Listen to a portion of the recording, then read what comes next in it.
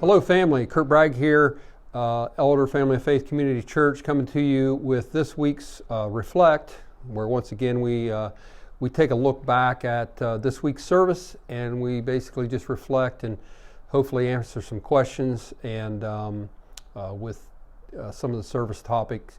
So this week I'm really excited about the message, as it's something that I feel that oftentimes gets misunderstood, and also gets has a lot of content that can be questioned as far as how we apply it. And so this week, Pastor's message, Pastor Josue preached, and his message was on kind of the perfect family and our expectations with that. And so just to kind of highlight some of the things that he brought up, and then we'll kind of get into some of the overwhelming problems that come up and questions that come up throughout this type of topic. And so Pastor Josue talked about how we oftentimes are looking for the perfect family, and that many times we can look back in the Bible and see, and I want to get into that here in a moment, where it really, maybe we seen a perfect family, but it really wasn't as you dig into it. And so what is a perfect family? What are we saying is that our family should look like? What are we saying that somebody else's family should look like? And those are two key points that sometimes can direct our path in expectations that are out of reality, and also can direct our path in basically into depression, and sometimes into feeling overwhelmingly like a failure because of these expectations that are unrealistic. So let's talk about that a little bit, on how we can have unrealistic expectations. So if we look at throughout the Bible, where we look at the family unit, and husband and wife and children, and cousins and brothers and aunts and uncles, when we look at that biblically, and most of the time as ministers of the gospel, those types, the pastors, myself, we bring out the highlights and the best parts of those individuals. And that's what we tell people to be like. But yet, a lot of times we don't talk about their failures, at least not in the same message. And so, for instance, a lot of times we bring up that you should be like David and dance like David, but we oftentimes don't talk about his failures and how David, he failed his wife. He killed a man. He was in an adulterous situation, and that's ugly, and that's bad. And we're not saying that somebody should necessarily live like that. But when we say, hey, you should be like David, what are we saying? We really need to be the best who we can be and allow God to work through us. And we do need to look at people as examples. And there are some good examples in the Bible, but everywhere we see a good example, behind that good example was some sort of failure. And so we can't assume that there's not going to be failure. And if we do, then we'll become that failure, and we will never get over that, because we will end up just wallowing in that failure and never getting beyond it. So we have to realize that in order to succeed, there will be failure along the way. And the perfect family does not exclude failure. Failure will happen.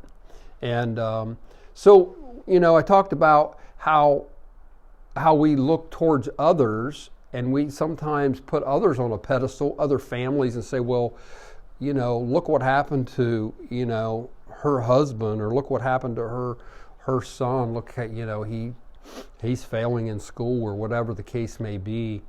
And we're a lot of times holding them up on an unrealistic pedestal also, and not, where we should be getting in the trenches with them or praying with them and believing for victory, and understanding that the next, that this failure is just a stepping stone for the next victory. So how about in our own families? Sometimes we'll look towards, our sons, our daughters, our nephews, and we'll expect something that once again is not reality.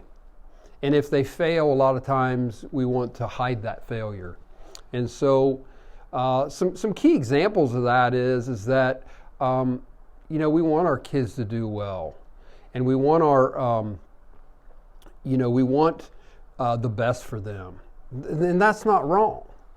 But where it becomes wrong is when we try to interact and change their course of direction, and not allowing them sometimes to make their own mistakes, and not realizing that those can be stepping stones for their victories, and that those can be faith types of instances that they have to get through. I know when me and my wife were newly married, one of the first things we did together was put up a ceiling fan, and it just so happened that we took, our honeymoon was we stayed home and we did work because we just bought a house, and we put up a ceiling fan. It was the most irritating time for both of us, putting this ceiling fan up.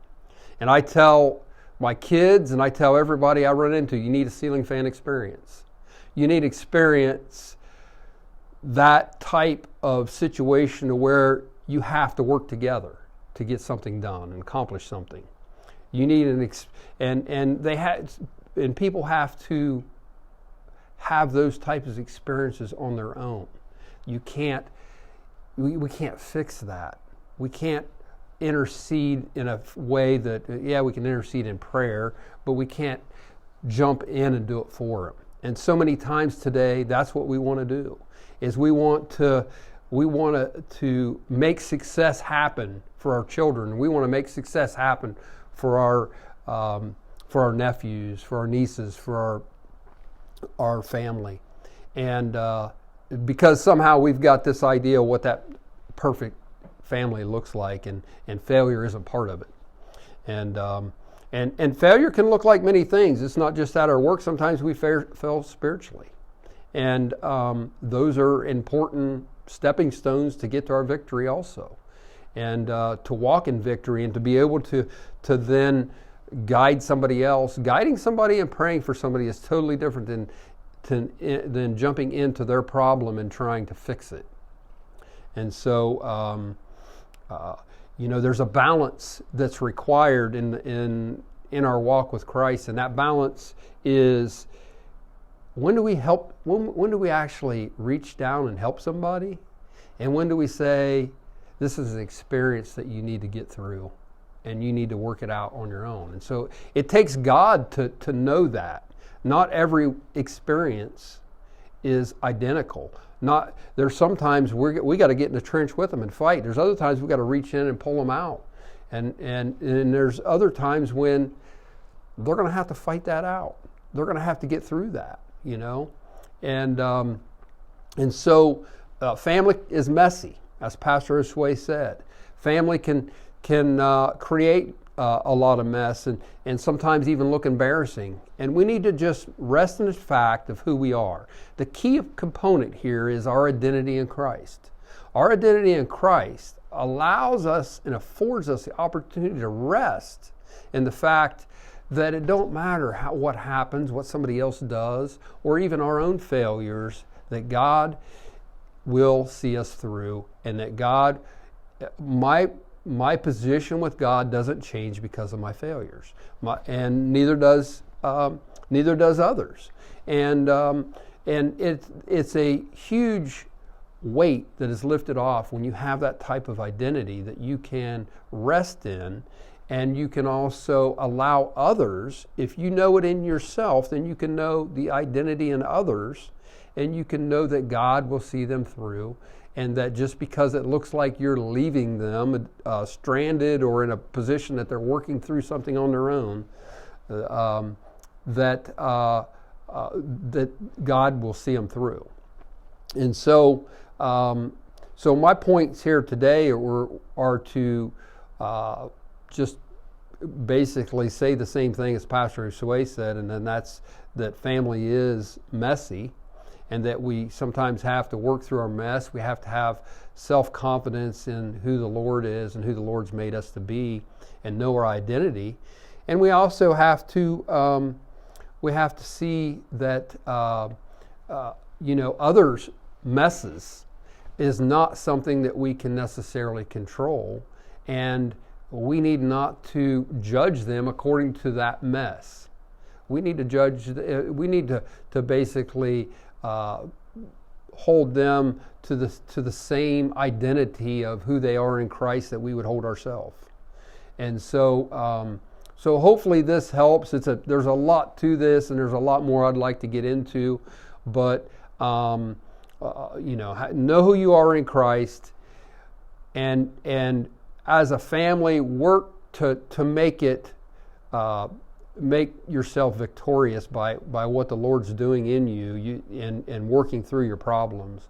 And know that behind every good story and every good person in the Bible was some sort of mishap, whether it be Abraham and Lot and their families, whether it be David, as I mentioned, Paul, any of those, and it's really good that the Lord put those things in there, because otherwise we would try to put ourselves and our families up on a pedestal that is unrealistic. So thanks so much, and hope you have a good week.